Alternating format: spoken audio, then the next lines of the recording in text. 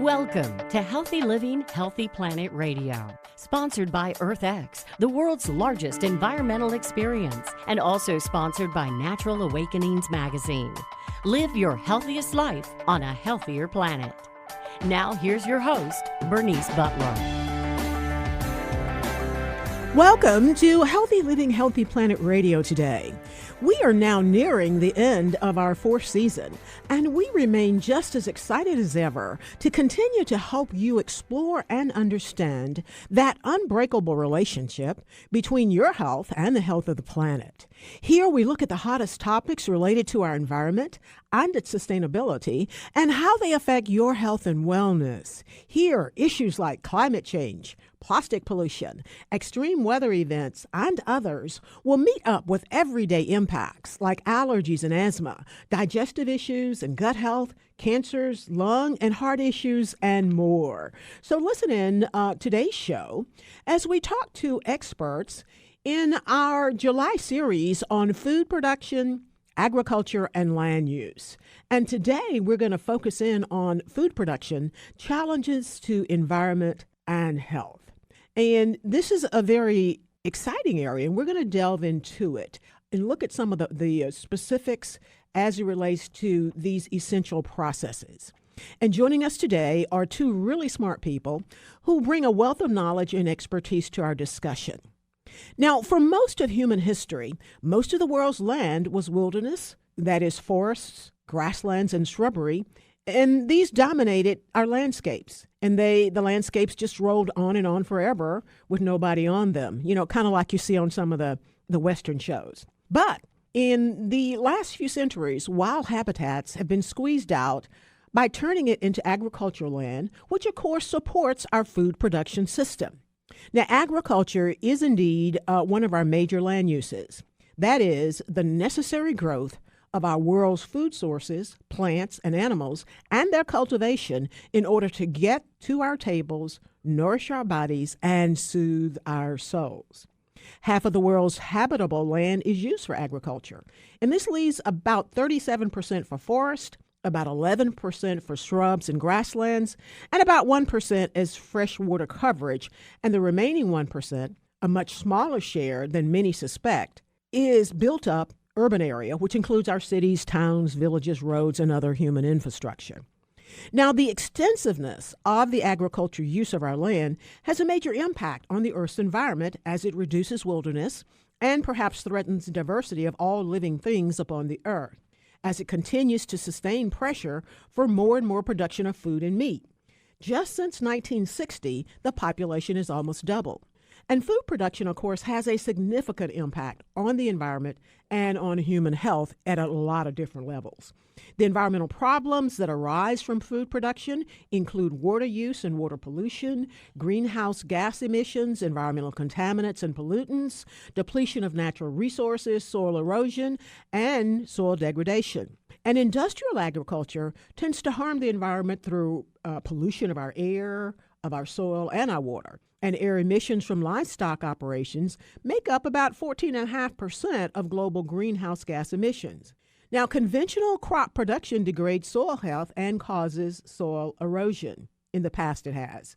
And pesticides and other toxins that humans use in food production are indeed impacting our environment and our health. The health impacts of food production are significant also. The use of pesticides in food production has been linked to cancers, birth defects, neurological disorders, and other health problems. And the overuse of antibiotics in animal agriculture has led to some antibiotic-resistant bacteria that can indeed cause serious infections. Now, the global human population is expected to reach almost 10 billion by the year 2050. And as population continues to grow, we face increasing challenges to ensure that people will have access to safe, nutritious, and healthy food. And by the year 2050, food production will need to increase by nearing 50% of the 2012 production levels to meet the expected demand. And, of course, food has become a prominent focus in the U.S. public health policy. The emphasis has been almost exclusively on what Americans eat. And I think we're all finally getting this point. We are what we eat. But food also is seen as medicine, and those facts have been proven. But medicine to eat healthy toward, can help us avoid disease and have better detection scores. But not what is grown or how it's grown has not been the focus. And thus we see why we need to know and why we need to understand our complicated food system to which each of us is an integral and important member. It affects you, it affects me, it impacts all of us. Now, this is a lot. But here today to help us unpack and explore some of this are some very smart people. We have with us Judith McGeary. Judith is an attorney, an activist, and a regenerative farmer. Judith has become a passionate advocate of sustainable agriculture, and she and her husband have established a small farm raising grass-fed beef and lamb, along with garden produce and orchard fruits. In 2006, Judith founded the Farm and Ranch Freedom Alliance. We call it FARFA. And she founded that to promote common sense policies for local, diversified agricultural systems. Judith served as the vice chair of the USDA Secretary's Advisory Committee on Animal Health for 6 years, and she was a founding board member of the Farm to Consumer Legal Defense Fund. Welcome, Judith. And did I get all of that right? Yes, you did. Thank you so much. And thank you so much for making time to join us. I know you all are getting ready for your big annual conference, which is really an amazing conference, even for people who are not farmers. It really helps to educate the rest of us as well. So thank you again for being with us. Our other guest is Kurt Rosentrater. Kurt is a professor at Iowa State University and visiting professor at Montpellier University in France and at Isara School in France, where they teach agroecology, and I want him to tell us more about that. Kurt calls himself a food engineer. He is a teacher, a researcher, a scientist, an engineer, and an author. Kurt is a multidisciplinary creator whose work encompasses grains, foods, biofuels, beverages, or beverage alcohols, and sustainable approaches to agricultural systems. Thank you, Kurt, for being with us. He's been on our show a couple of years ago. And did I get all that right about you? I think so. Thank you very much. It's a pleasure to be here today. Again, and thank both of you all for being with us. I want to start out, and we don't have a whole lot of time before we go to break, so if I have to stop you, we'll just continue on the other side. But I want to start out with you, Kurt, and if you could tell us a little bit about what are some of the key health concerns associated with modern food production methods? So that's a complicated question, and I will sort of respond by talking about context and location. Okay. So if you're talking about agriculture in the U.S., we've got a very diverse system in the U.S., but we could make it even further complicated and talk about other countries. So I spend a lot of time in sub-Saharan Africa working with villagers and small farmers, and the challenges and problems that we see in Tanzania or Rwanda or Malawi are in some respects similar, but completely different than the challenges we have here in Iowa. So the question itself is complicated, and the answers, there's unfortunately no one-size-fits-all answer. So agriculture in Texas, agriculture in Iowa, agriculture in Malawi, how do we produce food and agricultural products that can help meet our needs, our children's needs, society's needs? It really depends. What are some of the health concerns, though, that may be common across the spectrum as it relates to our modern food production? So first and foremost, nutrition, calories, protein, all of the things that we need nutritionally to function and to live are important across societies. But then we can ask the question, okay, GMOs, genetically modified organisms, are not extensively used in the United States and other countries, but in many other countries, they're not allowed. They're still illegal to produce or import. So the question about GMOs is a global question. Pesticides and herbicides, we talk about those in the U.S., and we talk about those in other countries as well, because what is used or allowed to be used is different in other countries. And then the question is also, can farmers always afford pesticides and herbicides? And not always. So humans have been ingenious for thousands of years. We've been growing grain at least 12,000 years or more. And we're very clever and ingenious. And the challenges keep reinventing themselves, whether it's insects, whether it's weeds. And so we have to keep ahead of the curve, so to speak. So we're playing whack-a-mole with the challenges. We solve them, we whack them out, and then they come back in a different way. Somehow Mother Nature finds a way to work around what it is we are doing. Okay. But I want to, and we just have about a minute to go before we go to break. But I want to come back and summarize some things that you said, and that was that the nutrition that we actually get from the food that is produced is probably a global issue. Absolutely. What would you say is the biggest challenge or the causation factor that's affecting the nutrition of the food that we do eat? So in the U.S., we are lucky in many respects. We produce a lot more calories than we need. Other countries, the challenge is to produce enough calories. I know we haven't talked about climate change yet, but many parts of the world are challenged with providing enough calories, and with droughts or heat waves, and potential crop losses, there may not be enough food produced, crops or animals produced to meet the caloric needs on a daily basis. Are calories the same as nutrition? Absolutely not. Okay, we will take up that on the other side of the break. We're going to go to break now. We've been with Judith McGeary and Kurt Rosentrater, who are making us smarter. And let's go ahead and give a shout out to our sponsors. That is Natural Awakenings, Dallas-Fort Worth Metroplex Magazine, the Green, Healthy, and Sustainable Living Authority for the DFW Metroplex and North Texas communities. Print issues of Natural Awakenings can be found in all H-E-B stores, all natural grocers, all Central Market, Sunflower Shops, and many, many other locations, as well as available free for download online at nadallas.com. Check them out.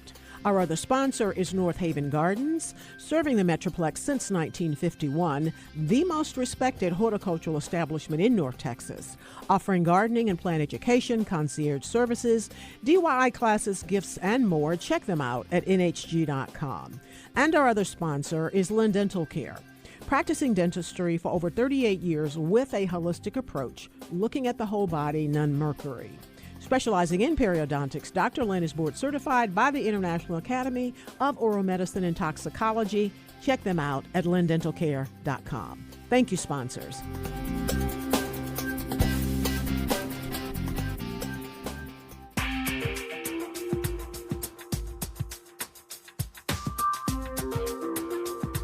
Welcome back to Healthy Living, Healthy Planet Radio.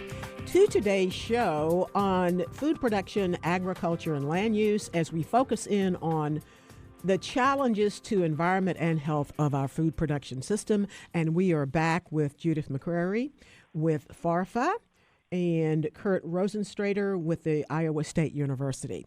Again, thank you all for joining us. Now, right before we went to break, Kurt was explaining to us or letting us know that nutrition is not synonymous with calories, because those are the two challenges that we had talked about or mentioned with our modern food production system. So I think we all understand, well, most of us understand calories. For me, calories is like fat or gaining weight. Nutrition has to do with the quality of our food. So talk to us about that really briefly in terms of our modern food production system globally and in our country. That's a great question and a great clarification, because what does the human body need? We need protein, we need some degree of lipids, not nearly as much as we currently consume here in the U.S. We need carbohydrates, we need fiber, we need minerals and vitamins. And so calories are a surrogate for the conversation, but really we need protein and all of these other nutrients for our bodies to function and for our children to grow and to be healthy. And what I think many people are learning more so in the last several years is that we can impact our health by the food that we eat. And that's a different question in the U.S. and other developed countries versus what we see in developing countries, where many countries struggle to provide basic food supplies on a daily basis. So they're not concerned about the quality so much of their food or nutrition. Just give me some food. To some degree, but also my colleagues have mentioned to me in the past, we're really interested in quality, in nutrition, in sustainability, because we don't want to make the same mistakes you all have made as we grow our economies. So it's interesting discussions for sure. Well, great. Amazing. Thank you for that explanation. I want to move on now to Judith and ask you, Judith, what are some of the key environmental challenges that you see in your work associated with modern food production methods? And how does industrial agriculture intersect with that? Well, our conventional food system, agricultural system, what we often refer to as industrial agriculture. Is that the conventional one? That's the conventional one. And they refer to themselves as production ag, which I always find amusing because the implication is that the rest of us aren't producing anything. I know. It is sometimes called production agriculture, is essentially a mining operation in many ways. It is mining our topsoils. It is mining our water supplies. It is mining the nutrition in the soils. And so what we've seen over the decades of increasing chemical usage, increasing reliance on GMOs, which is really synonymous with increasing usage on chemical usage in the U.S. Theoretically, GMOs could serve many purposes. In the U.S., what they do is they allow for greater herbicide use and application. What you see is we've lost huge amounts of soil, which really cripples our ability to raise food in the future and has caused pollution in our water sources and problems downstream. We have seen water, aquifers depleted, meaning, again, we're destroying the most basic natural resource that humanity needs to survive with unsustainable usage. And we've seen a lot of toxins put into the air and the water. And there isn't the science to say this chemical causes this. And in some cases there are. There are a few linkages. But what we know is we have seen skyrocketing rates of cancer and all kinds of chronic diseases, and that we see higher levels of many of these cancers, higher levels of Parkinson's, higher levels of childhood cancers in rural communities. Why? Again, there are probably a few factors, but one of the big things that rural communities have is huge exposure to these chemicals because they get it not only through consumption of the foods that have the residues, but in our air, in our water. I say someone living in a rural community. I have an organically managed regenerative farm. We don't use these chemicals, but I know my family's exposed because we live in a community that uses a lot of them. Yeah, you're surrounded by them. Yeah, and the air doesn't stop blowing at your property line. Yeah. It doesn't. And we know, again, these affect human health, these affect wildlife populations, these affect insect populations, amphibian populations. It was interesting, just a personal, small microcosm of it. When we bought this property, it had been conventionally managed. And when we moved on to it, the nights were very, very quiet.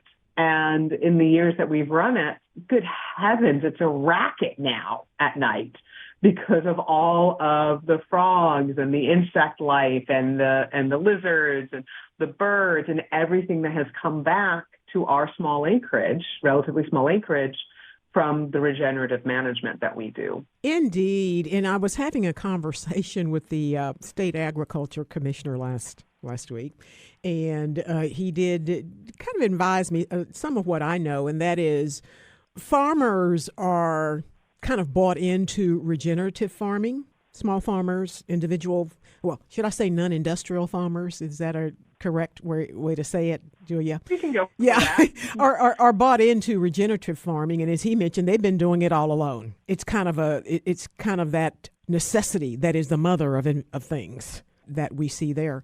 But Judith, how does it stack up, though, maybe in the U.S. and maybe around the world, the industrial farming versus our small to medium-sized farmers? Because to me, they're the conventional, or should I say traditional? What's a word for them? The traditional would be actually traditional. Regenerative farming. I want to hit one thing before I actually answer the question, though, and I want to say this. Regenerative ag is traditional ag and relearning so much of what has been lost. And it is some of the best cutting-edge science I've ever seen. I have an undergraduate degree from Stanford in biology, and the science that goes into modern regenerative is absolutely serious science and great thinking. It's just not necessarily high tech. It is learning and studying the traditional regenerative, often indigenous methods that have been there for thousands of years, understanding them in a different way and bringing and integrating them into our culture and our communities. I can't stand the idea that it's not scientific. I just, like the implication that it's just getting by. But to answer your question, so first of all, most of the food produced in this world is produced on small acreages. There are numerous UN reports out there that have looked at it and said the best way to feed the world is with small agroecological based systems. And agroecological is another system, and Kurt, I think, this is his bailiwick, but I'll dive into it a little. It overlaps with regenerative. They aren't identical terms, but it's still based on this idea that you're working with the system, you're working with the natural ecology and making use of it, rather than basically just feeding the synthetic chemicals, killing off things with pesticides and herbicides, and trying to structure it as an industrial system. When you get into it, well-run regenerative systems can outperform and outproduce the conventional chemical-based ones. It is not a question. We absolutely can produce enough food for our communities locally and for the world using regenerative systems. It takes different people will make profits. There's less money to be made. There are less profits to be made from the sales of inputs. It takes much more individualized attention to the system. It's not as easy to follow. There's not the schedule that you get with the conventional system, but absolutely we can produce enough food. It is not about, can we balance the small farms and then the big farms are the ones that actually produce food for people. That's a fallacy that's based on really, really, really badly done science. We have just about a minute to go before we go to break, and so I'm going to go back to my Minute Man, Kurt. I always get you right before we go to break. And talk about, Judith mentioned agroecology, and I want to talk about that as well as the quote, what you mean when you say food engineering and how that intersects with modern agriculture and our productivity and industrial farming as well as small farms. This is a set of complicated questions. Yes, it is. I think it's going to take more than a minute. Yeah, if you can start, and we will have to get back with you on the other side because we just do have a minute, I'm being told. So food engineering is a discipline that trains students how do you manufacture, how do you process raw ingredients into final food products. Think about, designing slaughterhouses for meat production, pasta plants, food factories, basically. How do you sterilize milk and bottle it and package it? And, think about all different kinds of foods that go through some type of a processing. And that's what food engineering is. It's not the genetic modification. When you think about genetic engineering. Well, you kind of mentioned another word there that kind of puts up a red flag, and that is food processing. So food engineering is another word for food processing. Exactly. And then the idea of agroecology, this is, it's, as Judith had mentioned, I think we as Americans have developed a lot of technologies over the years, but I think we also have a lot to learn from the rest of the world, especially in terms of working with nature as opposed to against nature. Okay. Well, we're going to go to break now, and we will be right back on the other side with Kurt Rosentrater with Iowa State University and Judith McGeary with FARFA. Thank you all. We'll be right back.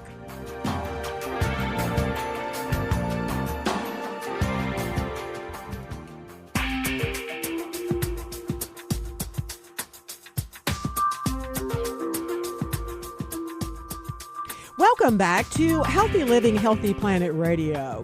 To today's show on food production, Challenges to Environment and Health. And we are back with Judith McGeary, who is with the Farm and Ranch Freedom Alliance, FARFA, and Kurt Rosentrater with Iowa State University. And they really are making us smarter, and we really do have a lot to cover as it relates to our, as Kurt keeps reminding us, our complex food production system.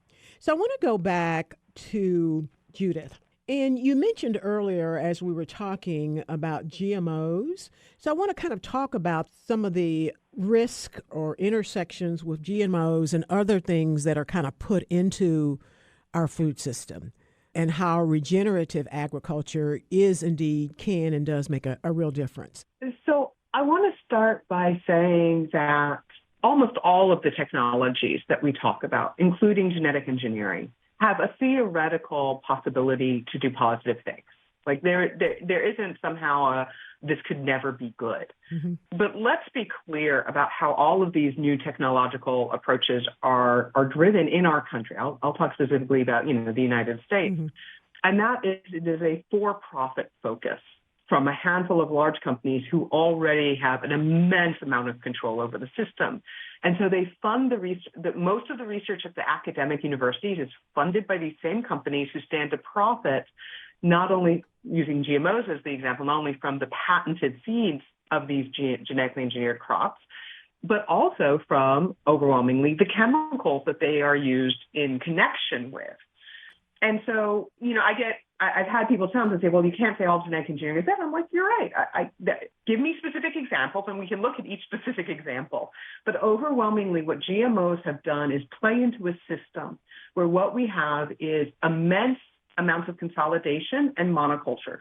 So there's a handful of seeds, a handful of plants that is, a huge percentage of our food system. And if these plants get hit by an illness, by a disease, by a pest, we've seen over and over and over centuries that outcrossing is vital. And we've lost that biodiversity to outcross. We've lost that resilience. And so before we even get into the question of human health effects of these GMOs, we have to realize that the system they've built, where there's a handful of companies that control overwhelmingly, the acreage that is planted in this country and the fragility of it, is a problem. And then you get into the point of the health issues. And again, most of the health studies have been funded by these companies. They pay for the research and decide whether or not to release research. They're overwhelmingly short-term studies that look at animals for a few weeks, maybe a few months, not the entire lifetime that we are eating these foods. And many of the times they aren't even really looking at health outcomes or what we would consider significant health outcomes.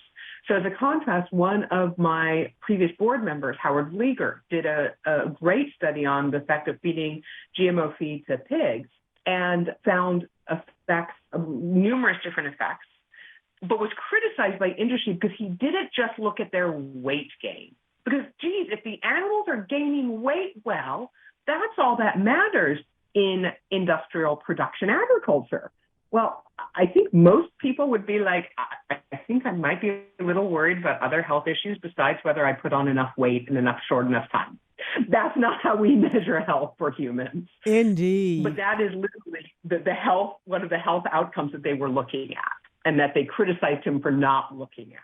It's deeply disturbing. And we don't know all of the effects. And I can't say we do, whether it's GMOs or these pesticides or herbicides, because again, also one of the problems is all of the studies pretty much that look at the effects of these herbicides or pesticides on human health or animal health, using animal studies, look at them in isolation. We're going to look at chemical A. Okay, here's the amount of chemical A you can consume before it causes, kidney failure or organ failure. We're going to look at chemical B. Here's the amount that chemical B can be consumed before it causes, organ failure or cancer. And we go on and go on and go on. And we know, again, the handful of studies that are there, that there are synergistic effects, that when you have chemical A and chemical B and chemical C and you consume them, it can take a lot less of each of them to cause a health problem. But that's not how we regulate these chemicals in our country.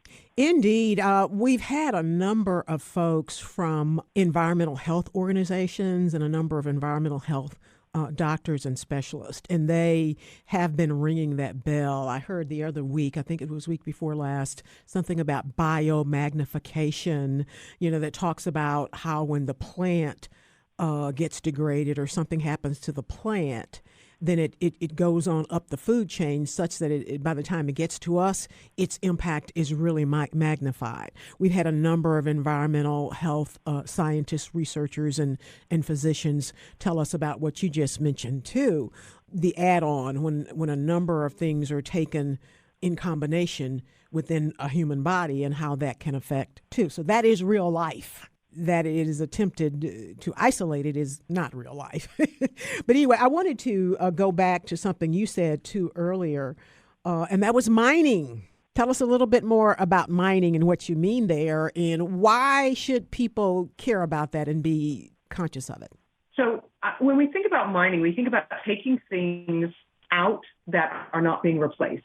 Okay. Coal mining, gold mining, fossil fuel drilling. This is stuff where there's a set amount in the ground or some holding, and we're taking it out. And people don't think of agriculture that way, and they shouldn't, because when done regeneratively, we aren't mining. When done regeneratively, what we have in agriculture is something that is not matched in any other industry. It is perpetual inputs of energy. We have the sun giving us energy every single day.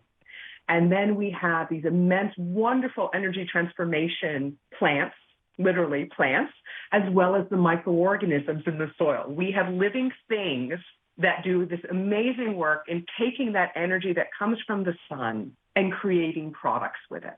And so when we farm regeneratively, we are not mining. We are utilizing that wonderful energy source to create this food that's produced. But that's not how most of our food is produced. Most of our food is produced by, yes, the energy comes in from the sun, but then it's also being produced through methods such as high nitrogen fertilizers that burn up the organic matter in the soil. And therefore, basically, what you're doing is you're forcing growth through using up organic matter. Well, at some point, that stops working very well, and you're out of organic matter, and you're out of the very thing that allowed the plants to be healthy. It's using up the water. So water is a great example, too, because water usage in industry ag is a well-known problem, that it's using more water. We're draining aquifers in California. I mean, this is well known. And we often think about it, the solutions proposed as sort of damage mitigation, like let's do precision irrigation and use less water by using only exactly what is needed. And that's a good, better than the previous methods. Amen, go for it.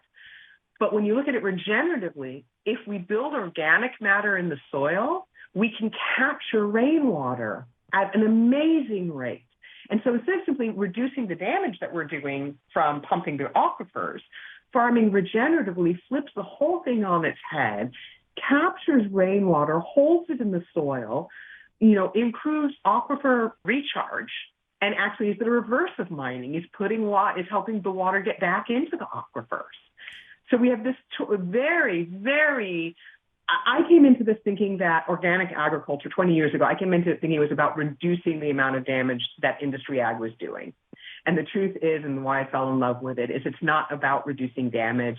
It's about working within these natural systems in a way that completely flips it from being a mining system, a depletion system, to this regenerative approach. Or another word, and we just have a couple of minutes to go, and I want to talk about, because here at Healthy Living, Healthy Planet Radio, we find a lot hinges on communication or terminology. And so for the last 2 or 3 years, regenerative has been it. And I can tell you, most people outside of us who care about this or into green and healthy living probably don't get regenerative. And, sustainable is another word, but sustainable has been thrown around a lot and perhaps has lost its, I don't want to say its importance, or its significance, but maybe its meaning to a lot of people. Our audience, the reason we do this is to get ordinary people in their everyday lives to understand be sensitized to environmental issues and its effect on their health and their lives. And so we just find that terms are a lot. What's some other words for regenerative farming, Judith? Oh, now you're killing me, because I have to admit, I thought the word regenerative because I was we can't do another term. But you know what came into my head? Terms that maybe people can connect with. Restoring. And people ask me, I want, like how many women have heard about skincare products that regenerate your skin cells and restore your youthful vitality? Right. Like the idea is to take something and not only sustain it, and this is why we moved away from the word sustainable in the context, because we have a degraded system. We have a system. Picture somebody who's got deep wrinkles and bags under their eyes, and it's like age spots. And I'm being mean, and actually I admire people who age well, but like think of like somebody who looks like they've been through the ringer, but the skin's still alive. Right. It can be restored. It can become healthy. The body can become healthy. And we're doing the same with our soils. We're doing the same with our plants. We're doing the same with the agricultural systems. Indeed. Good explanation. We're going to go ahead and go to break now, but I like that restorative maybe. We'll be right back on the other side with Judith McGeary with FARFA and Kurt Rosentrater with Iowa State University. Thank you all. We'll be right back. We want to give a shout out now to our sponsors. That is Natural Awakenings, Dallas-Fort Worth Metroplex Magazine, the Green, Healthy, and Sustainable Living Authority for the DFW Metroplex and North Texas communities. Print issues of Natural Awakenings can be found in all H-E-B stores, all natural grocers, all central markets, sunflower shops, and many, many other locations, as well as available free for download online at nadallas.com. Check them out. Our other sponsor is North Haven Gardens, serving the Metroplex since 1951, the most respected horticultural establishment in North Texas, offering gardening and plant education, concierge services, DIY classes, gifts, and more. Check them out at nhg.com. And our other sponsor is Lynn Dental Care, practicing dentistry for over 38 years with a holistic approach, non-mercury, looking at the whole body. Specializing in periodontics, Dr. Lynn is board certified by the International Academy of Oral Medicine and Toxicology. Check them out at lindentalcare.com. Thank you, sponsors.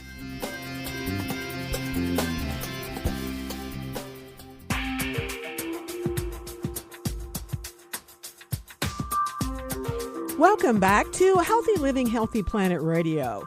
To today's show on food production, agriculture, and land use, as we focus in on the challenges to the environment and to health of our food production system. And we are back today with Judith McGeary, who is with the Farm and Ranch Freedom Alliance, FARFA, and Kurt Rosentrater, who is a professor at Iowa State University. And they are really making us smarter. I want to go back now to Kurt. Can you elaborate a little bit on the health risks, though, associated with artificial additives, preservatives, and flavor enhancers in processed foods, and how your food engineering is helping or moving the field forward in that aspect? That's a really great question. And I think as we move forward, as not just in the U.S., but countries around the world, I think scientists and societies in general are learning more about the impacts of different additives. And, an example I think that is really interesting is the case study of Subway and the bread that they use. And a couple of years ago in Europe, apparently a court case ruled that based on the science, they don't sell bread, they sell cake because of the additives, especially the sugar, that is used in the manufacture of their products. But, that's sugar. When we think about other things, there are bleaching agents and a variety of different chemicals that are added to every food that we eat. And, I hate to say Twinkies, but if you ever look at Twinkies, carboxymethylcellulose, CMC, which is a derivative of wood production, it's used as a preservative, but it's also used as a filler. That's just another example.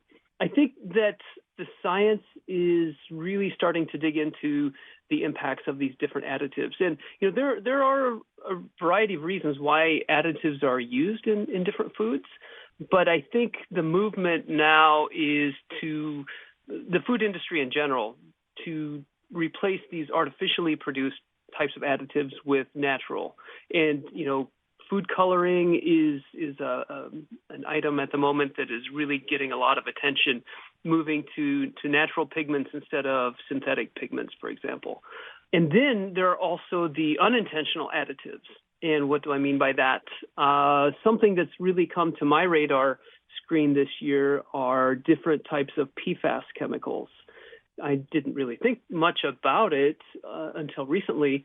So, PFAS are the perfluoroalkyl chemicals. We think about the nonstick pan surfaces, Teflon, for example, but actually there are several thousand different types of PFAS chemicals that, how do they get in our food system? Well, a lot of different food packaging uses those for different reasons, plasticizers, for example, to make the plastic flexible.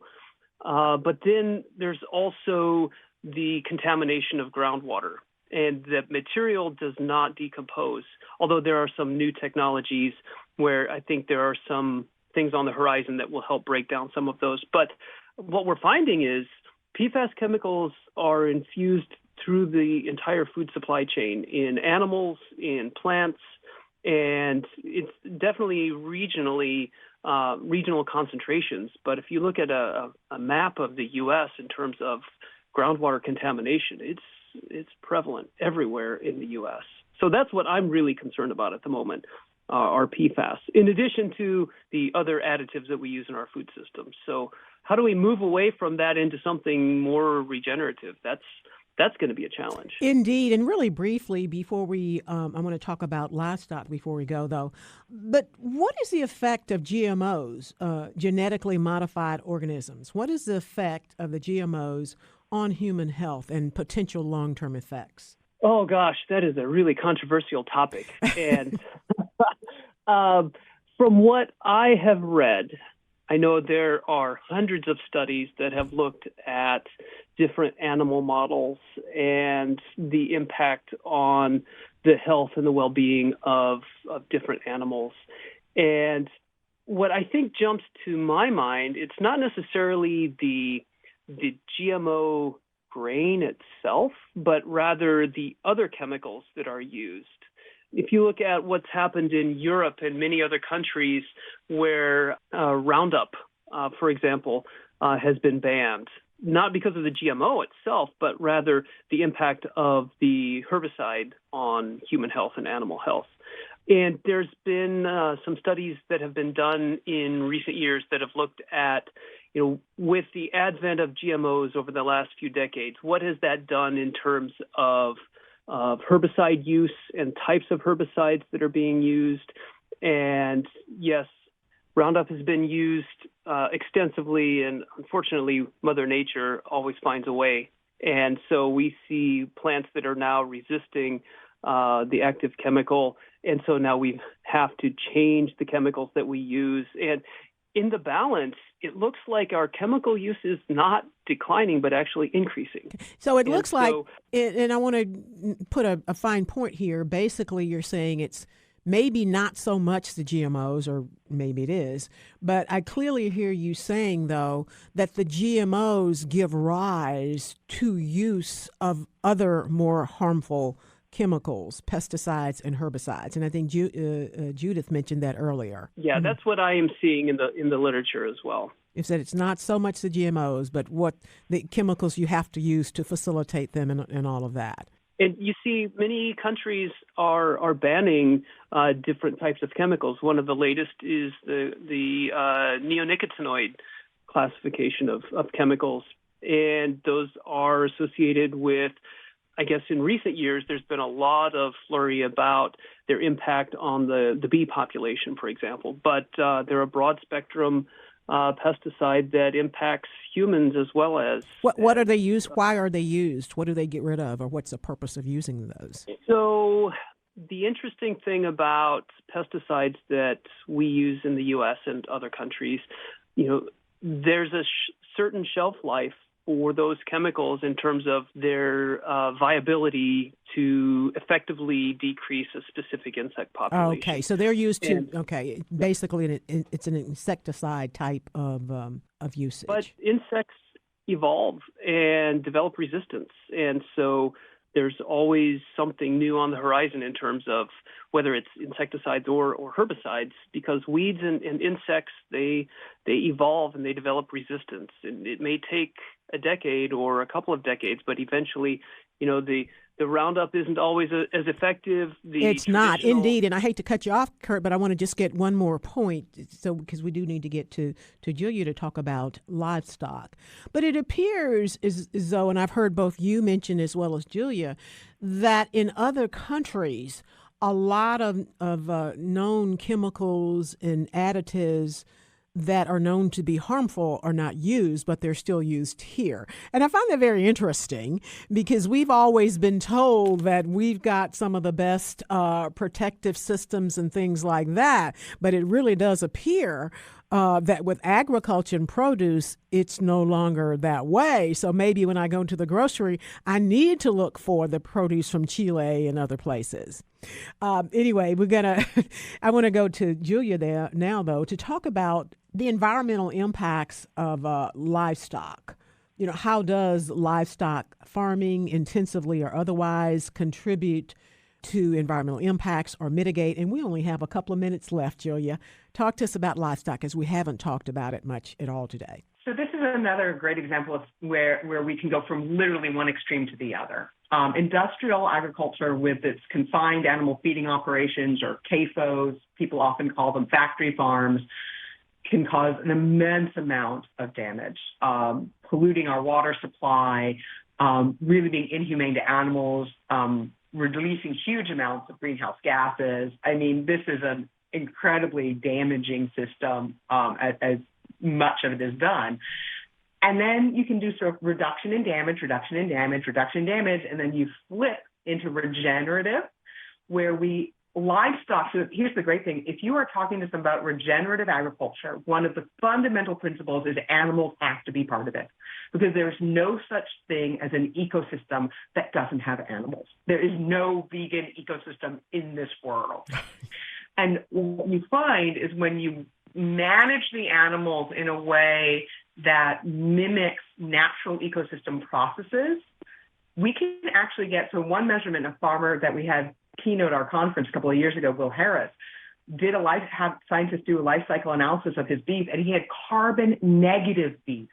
He sequestered enough carbon as organic matter in his soil through his grazing that it offset all of the greenhouse gases created by the animals and the processing into meat.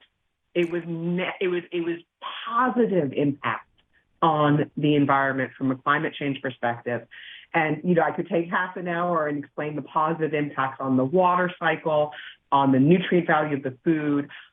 We can do it in ways that provide wildlife habitat, that provide for everything from little tiny things up to deer and fauna. So one of the phrases people are using now is, it's not the cow, it's the how.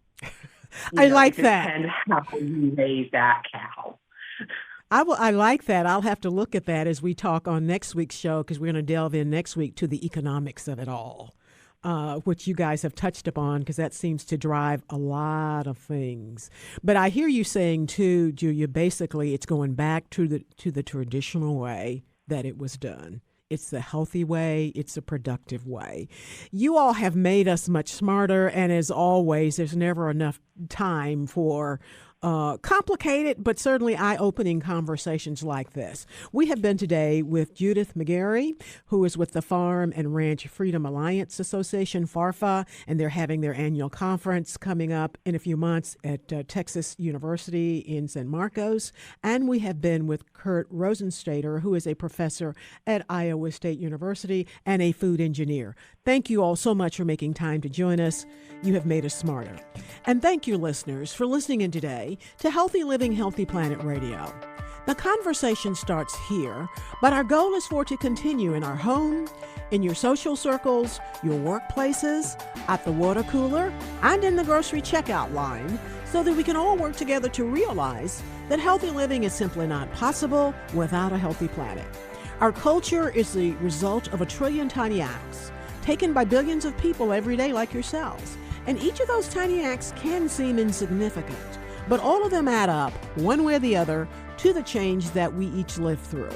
Thank you so much. This is your host, Bernice Butler.